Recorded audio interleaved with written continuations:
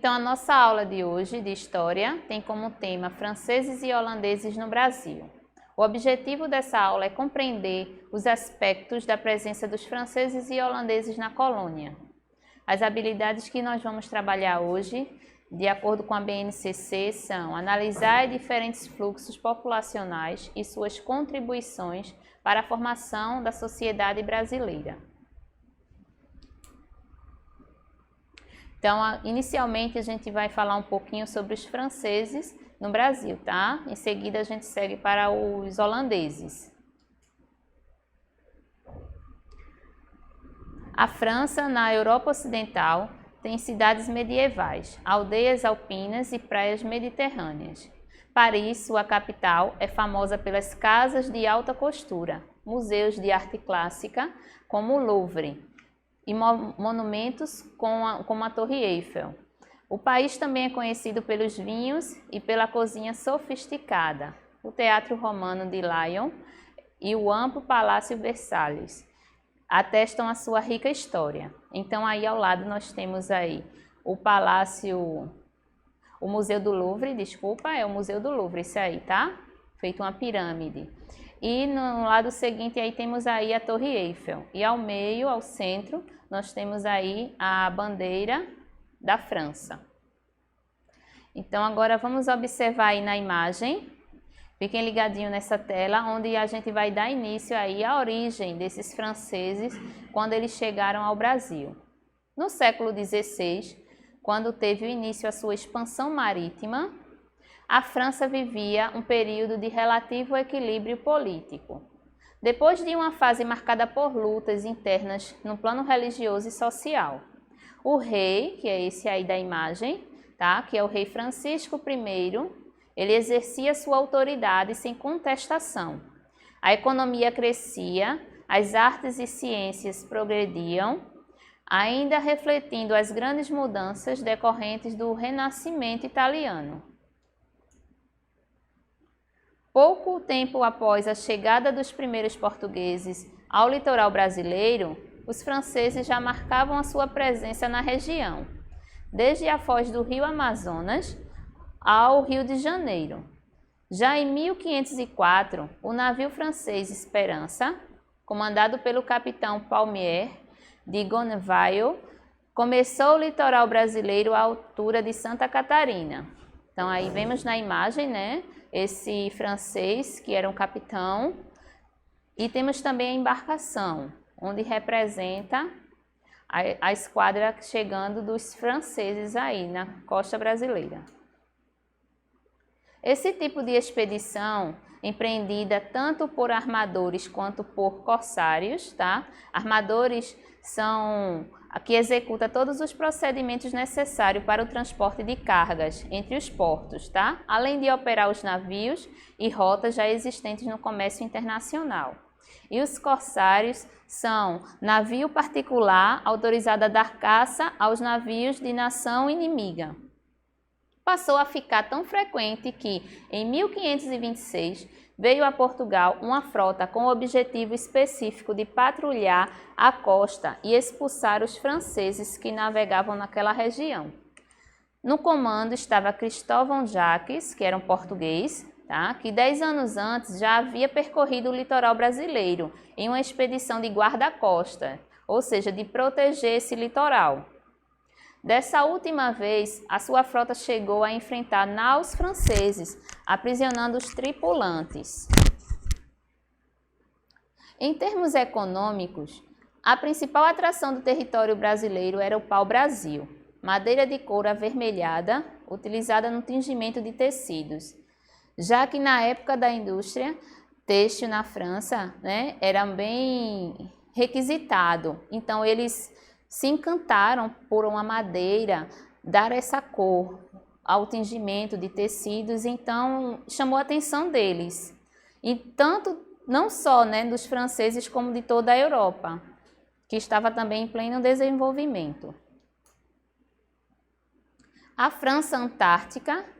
Em 1555, os franceses invadiram o Rio de Janeiro e construíram o Forte de Coligny, Numa das ilhas da Baía de Guanabara estava assim fundada a França Antártica, que teve 5 anos de vida apenas. A colônia francesa foi desbarata pelos portugueses, sob o comando do terceiro governador-geral, que chama-se Mendes Sá, em 1560. Então aí a gente tem a imagem desse homem que é chamado de Mendes Sá, tá? Ele foi o terceiro governador-geral. O Rio de Janeiro é fundado então, mas no fim da França Antártica não significou a expulsão definitiva desses franceses do litoral sul e do sudeste do Brasil. Corsários e comerciantes continuaram o tráfico de pau-brasil com a mesma frequência. Inclusive na própria região da Baía de Guanabara, Mendes Sá enviou então seu sobrinho, Estácio de Sá, para erguer uma fortaleza no local, ficando pronta em 1565, que deu origem à cidade de São Sebastião do Rio de Janeiro. Mesmo assim, somente 2 anos depois é que os franceses seriam expulsos de vez da Guanabara. A França equinocial. Os franceses passaram então a ocupar territórios mais ao norte e a nordeste do Brasil, sempre buscando comerciar com os índios, peles, madeira, o algodão, a pimenta e outros produtos, além dos animais como macacos e papagaios. Em 1584, foram expulsos da região, que hoje corresponde ao estado da Paraíba. O mesmo ocorrendo a seguir em Sergipe, Rio Grande do Norte e Ceará. Mas eles retornariam mais tarde, dessa vez no Maranhão. Tendo à frente Daniel de la Touche, ali fundaram em 1612 a capital do estado de São Luís e uma colônia que chamaria de França Equinocial. Dali foram expulsos 3 anos mais tarde. Aí abaixo vocês estão vendo é uma imagem do busto de Daniel de la Touche e ao lado temos aí a cidade, né, de São Luís. Então, para concluir sobre os franceses, no século seguinte, após a independência do Brasil, a França passou a exercer outro tipo de influência no país, dessa vez com aspecto cultural, que se estendeu até o século XX. Por exemplo, vários professores franceses lecionaram no Departamento de Letras, de Filosofia e Ciências Humanas, na Universidade de São Paulo, a USP, a qual ajudaram a fundar. Então, aí temos a imagem dessa Universidade de São Paulo, bem famosa, que é a USP, onde os franceses que ajudaram a fundar ela. Agora nós teremos aí um pouco sobre os holandeses no Brasil. Holanda. Os Países Baixos, conhecidos informalmente como Holanda, são uma nação constituinte do Reino dos Países Baixos, localizada na Europa Ocidental. O país é uma monarquia constitucional parlamentar democrática, banhada pelo Mar do Norte e a norte e a oeste, que faz fronteira com a Bélgica a sul e com a Alemanha a leste. Aqui abaixo vocês estão vendo aí a bandeira da Holanda. Aí eu paro e pergunto, poxa, perceberam aí que tem uma semelhança muito grande com a bandeira da França? São das mesmas cores, não é isso? Porém, percebam que a bandeira da Holanda, as faixas delas são na horizontal e a da França são na vertical, o que diferencia uma da outra, porém as cores são as mesmas. As invasões holandesas.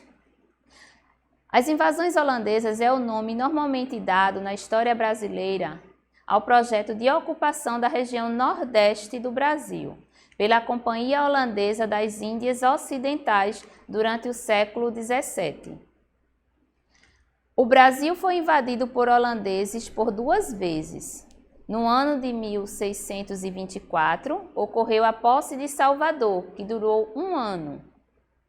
E em 1630, eles tomam Pernambuco, controlando quase todo o Nordeste por 24 anos, tendo como principal objetivo a comercialização do açúcar. A invasão na Bahia. Em 1624, ocorreu a primeira invasão. Uma esquadra de 3.300 homens invade a Bahia. Ela foi escolhida por ser um grande centro produtor de açúcar e a capital da colônia na época.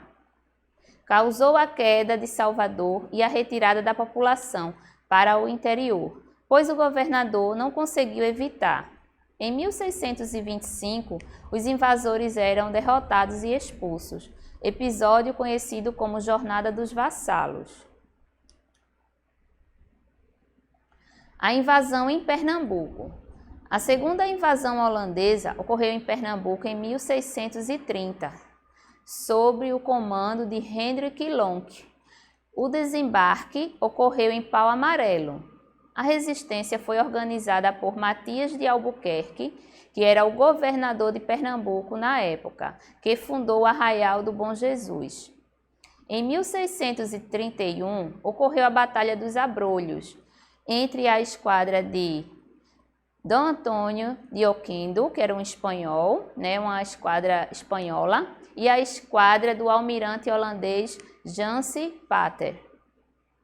Em 1632, a disserção de Domingos Fernando Calabar contribui decisivamente para que os holandeses fixassem no Nordeste.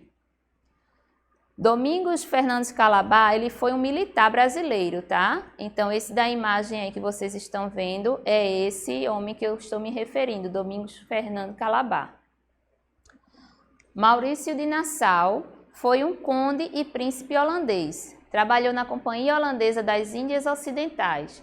Era responsável por administrar a região do Nordeste brasileiro, conquistado pelos holandeses na terceira década do século XVII. Então, esse homem que vocês estão vendo aí nessa imagem é Maurício de Nassau. Ele promoveu obras para incentivar a urbanização da colônia holandesa. Incentivou as artes e a ciência na região. Também construiu biblioteca e um observatório astronômico, que foi o primeiro das Américas. Construiu pontes importantes em Recife, tá? E ordenou a construção de um jardim botânico com plantas e animais raros. Inclusive, gente, tem uma ponte no Recife muito famosa, que é a ponte de Maurício de Nassau. A invasão e o massacre no Rio Grande do Norte. Deu-se muito mais pela sua localização geográfica, servindo assim de ponto estratégico para o fortalecimento do domínio holandês no Brasil. Se deu inicialmente em outubro de 1631.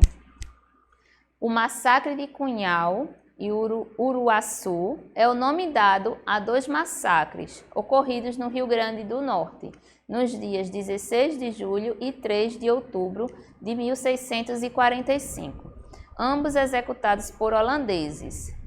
Cunhal e Uruaçu é o título dado pela Igreja Católica aos 30 católicos martirizados no interior da capitania do Rio Grande do Norte, tá? A expulsão dos holandeses. Essa expulsão ocorreu em 1645, após muitos confrontos. Finalmente, os colonos portugueses, apoiados por Portugal e Inglaterra, conseguiram expulsar esses holandeses do território brasileiro. E agora, para a gente fechar e concretizar a nossa aprendizagem de hoje, temos aqui a atividade. Então, eu quero que vocês agora comigo, voltem aqui comigo e vamos fazer juntos, tá bom? Essa atividade. Primeiro quesito. A imagem representa a bandeira de qual país? Lembra que eu falei que as bandeiras são bem parecidas. O que vai diferenciá-las são como se encontram essas faixas. Uma na horizontal e a outra na vertical, não é? Por isso que eu enfatizei lá atrás na aula. Então, essa bandeira aí, vocês acham que seria de que país? É da França ou da Holanda? Isso mesmo, quem falou França acertou. Por quê? Porque a da França eu falei anteriormente que a bandeira dela são com as linhas verticais e a da Holanda são as linhas horizontais. Segundo quesito, está perguntando, a invasão holandesa se deu em qual região do Brasil? Lembra que a gente viu hoje os franceses e holandeses. Eu falei que um ficou mais na região do sudeste do país e outro veio mais para a região nordeste. Então, os holandeses, eles ficaram em qual região? Região norte, região nordeste? Acertou aí quem pensou e respondeu que seria a região nordeste, né? De fato, os holandeses, eles ficaram nessa nossa região aqui no nordeste e se instalaram até serem expulsos. Terceiro quesito, quer saber quem foi Maurício de Nassau? Lembra do homem que eu falei agora há pouco, do Maurício de Nassau, que ele fez, tem até uma ponte aqui no Recife, que tem o nome dele. Ele foi o quê? Um conde holandês ou um príncipe alemão? Isso mesmo, ele foi um conde holandês. Quarto quesito. A França tinha interesse em qual tesouro brasileiro? A França, ela tinha interesse no pau-brasil ou na cana-de-açúcar? Acertou quem pensou e respondeu pau-brasil.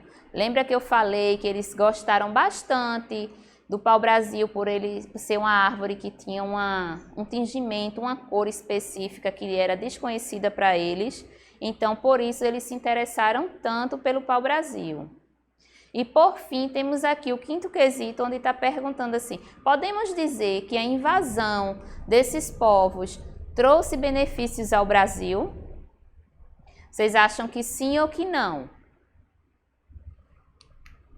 A gente não pode negar que realmente houve sim, houve benefícios, então a resposta seria sim. Então, parabéns aí para quem acertou, para quem acompanhou a aula. E a nossa aula de hoje, que falava sobre essa invasão, né, dos povos, dos franceses e dos holandeses, está findando por aqui. Então, eu quero agora me despedir de vocês. Agradeço a presença de vocês aqui na nossa aula de hoje. Se cuidem, tá? Fiquem com Deus. Um beijo e até a próxima aula. Tchau, tchau.